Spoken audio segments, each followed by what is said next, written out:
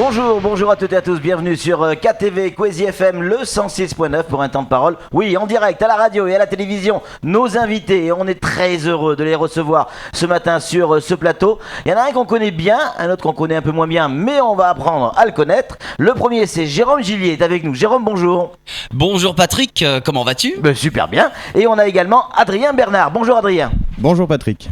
Alors, avec vous, on va parler de Mahoré & Co. C'est une société que vous avez montée. Alors, dans quelques instants, vous allez nous expliquer pourquoi cette idée, d'où ça vient, quels sont les problèmes qu'on peut rencontrer, et surtout les avantages de ce procédé. Mais juste avant, j'aimerais aux auditeurs et aux téléspectateurs vous faire écouter ça.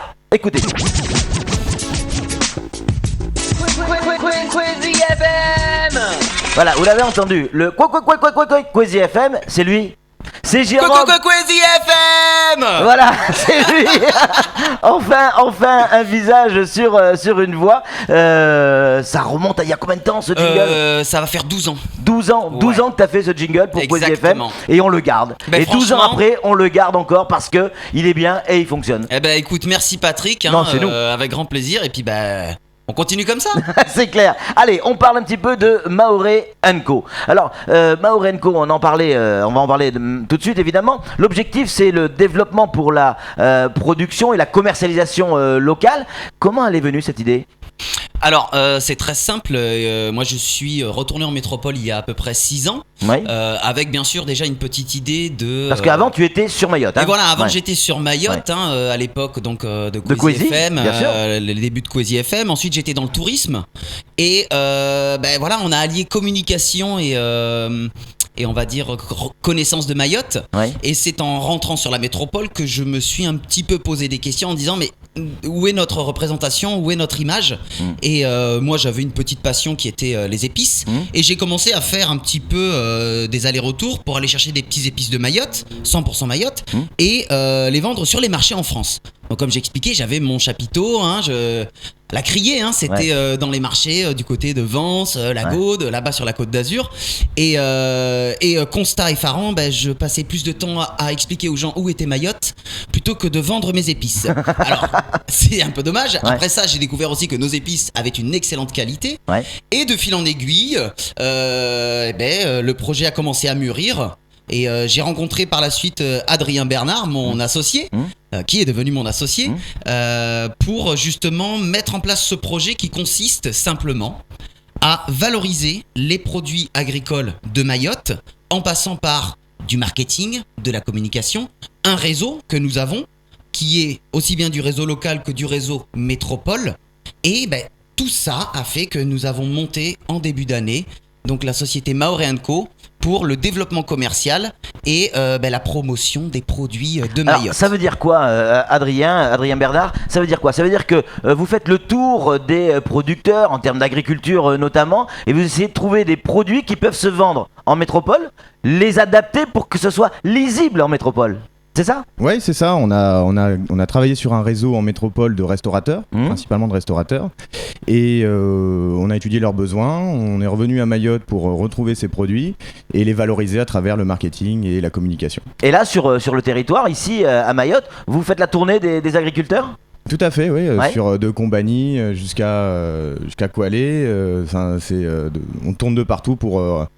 passer la bonne nouvelle, demander de reprendre la culture, de lancer les productions, on demande à faire du stock, à préparer, on leur apprend aussi à commercialiser, à renégocier des tarifs, à travailler sur leur image et à sortir de là des produits de qualité et on espère même en fin d'année sortir un AOC sur le curcuma notamment. Oui, donc Jérôme, vous nous parliez à l'instant d'épices, mais ce système il peut fonctionner pour autre chose que des épices. Eh bien oui, il peut fonctionner autre chose que pour les épices puisque Mayotte étant dans une région géographique bien précise, nous sommes à côté de l'équateur, donc nous sommes en région tropicale et aujourd'hui si on regarde au niveau des dom-toms, on a quoi ? On a les Antilles, Guyane, Martinique, Guadeloupe, les îles Kerguelen c'est pas très tropical, on a Mayotte et en fait ces autres produits, ce sont les produits tropicaux. Ce seront les fruits que l'on va pouvoir transformer en sirop, en confiture, en jus, en pas mal de choses. Mais tout ça, ça se fait déjà. C'est là où j'arrive pas à comprendre. Imaginons, allez, je suis agriculteur, je produis des mangues. par exemple, ou des bananes, ou des ananas, d'accord. Je vends ma production plus ou moins importante, je la vends localement, là, au bord des routes, etc. Je vous croise, je vous ai vu à Kwezi, et je dis, mais ça serait bien que j'arrive à vendre mes ananas en métropole. Et là, vous intervenez, et qu'est-ce que vous faites exactement ? Qu'est-ce que vous me proposez ? Eh bien alors, vendre des ananas en métropole, c'est pas si simple. Il y a une réglementation sanitaire, il y a une transformation, il y a des conditions de transport. Il faut étudier à savoir est-ce qu'on envoie un ananas plein qui sera très lourd, donc il va falloir vendre quand même un peu plus cher pour pouvoir supporter les coûts du transport. Est-ce qu'il faut plutôt le transformer ? On le fait réduire en poids, on le valorise en le transformant en ananas séché, en ananas confit, en différentes formes.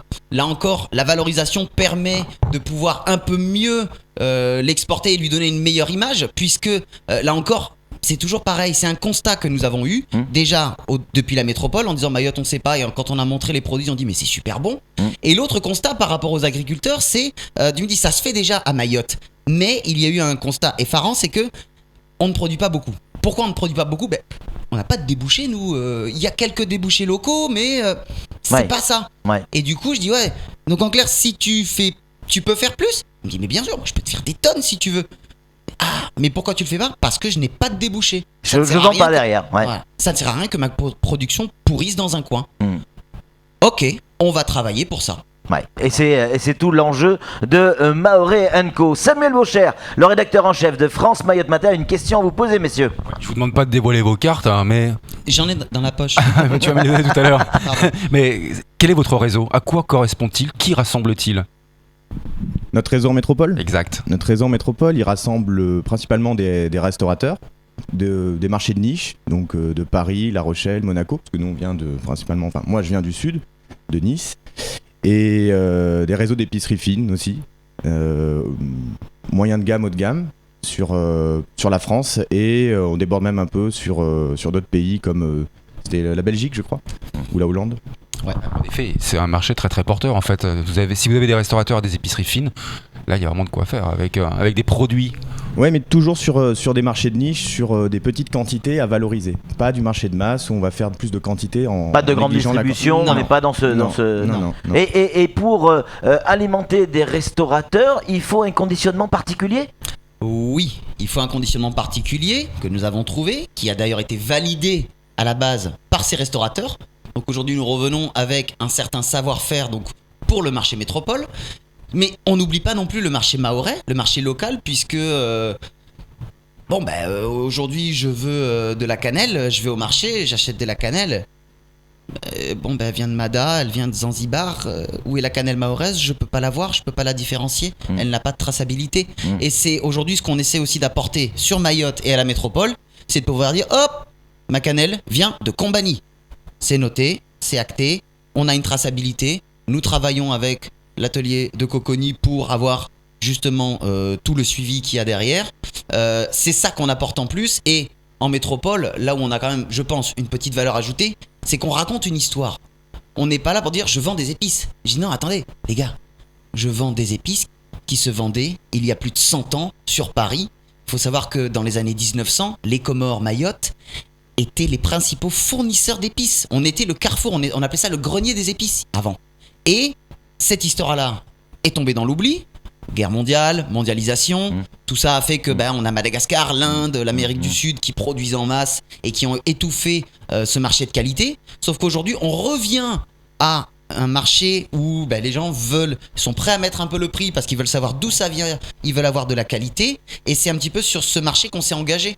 Et Mayotte est tout à fait a tout à fait la possibilité de pouvoir répondre à ce type de marché. Mais le prix, Jérôme, Adrien, le prix c'est un vrai problème. Pour pouvoir vendre, ok la stratégie est bonne, mais pour pouvoir vendre, il faut être compétitif à un moment donné. On sait très bien, Mayotte c'est la France, à toi que je vais le dire, Mayotte c'est la France, on a des charges qu'on n'a pas aux Comores ou à Madagascar. Et pourtant à Madagascar il y a aussi de la cannelle, elle est pas mauvaise la cannelle, mais on produit beaucoup moins cher. Pourquoi on va plus réussir à vendre de la production mahoraise qui coûte plus cher que la production malgache? Parce qu'il faut consommer français. Et avec la qualité.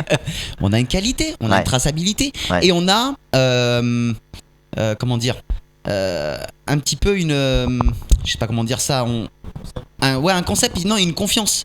Un crédit. Voilà, si vous voulez, les épices de Madagascar, c'est bien, mais pour avoir discuté avec les restaurateurs, une fois sur deux, j'ai acheté de la vanille. La vanille là, mince, elle est pourrie. elle est moisie. Bon, je vais rappeler le fournisseur.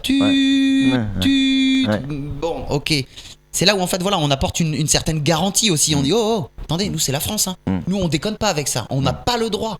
On est en zone Europe là. Donc le marché de l'épice, il est possible, mais on le place un peu mieux pour dire on est réglo. Adrien, qu'est-ce que ça rapporte au producteur local? Est-ce que il peut vraiment arriver à vivre avec ça, gagner de l'argent avec ça? Bah déjà ça lui procure une gestion de son foncier qui est peut-être plus rassurante qu'actuellement, et ça lui rapporte, en tout cas au début, là on est aux prémices un peu du projet, ça lui garantit un revenu complémentaire pour le moment, et à l'avenir, d'ici 1 an, 2 ans, ça peut lui permettre de vivre correctement. C'est-à-dire que là, on lui enlève pas ce qu'il fait aujourd'hui, on touche à rien, on fait juste une valeur ajoutée en quelque sorte. C'est ça, voilà. C'est ça. Il a rien à perdre, il a tout à gagner. Tout à fait, voilà. Samuel, pour conclure. J'ai envie de schématiser un petit peu pour que les gens puissent visualiser. Je suis, par exemple, aquaculteur et je produis du crabe de mangrove. Je sais que c'est un produit extraordinaire et je veux le valoriser, je veux me développer.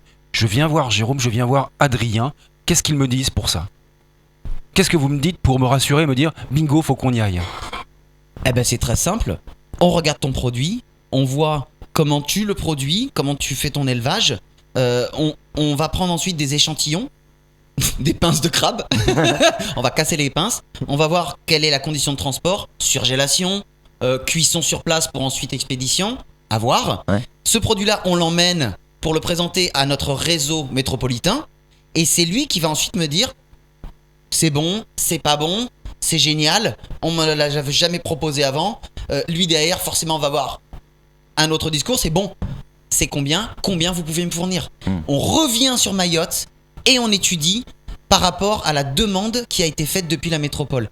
Et forcément, on peut pas répondre exactement à 100% ce sur quoi on nous a appelé. On dit j'en veux 2 tonnes.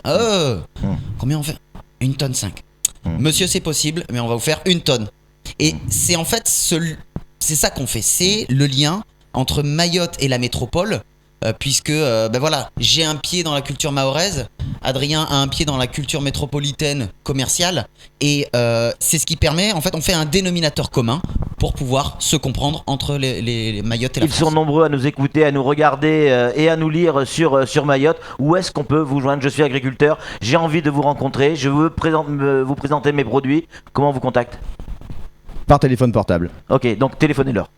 Le numéro Ce numéro s'affiche actuellement en bas de votre écran. On l'a pas encore, Jérôme, ça. Le numéro, c'est quoi? C'est le 06 39 99 32 66. 99 32 66. 99 32 66. Vous êtes agriculteur, vous aussi, vous avez envie de développer votre activité sans que ça vous coûte rien ou pas grand-chose, en tout cas. Vous avez le téléphone, n'hésitez pas à les appeler. Merci beaucoup, Jérôme, d'être venu sur le plateau. Mahorais Merci. Mahorais Enco, on n'est pas allé chercher très loin. Merci, Jérôme. Merci, Adrien beaucoup. Bernard. Merci. À très bientôt. Bon courage et bonne chance pour la suite. On va y Allez, arriver. c'est tout pour ce temps de parole. Tout de suite, la suite de nos programmes.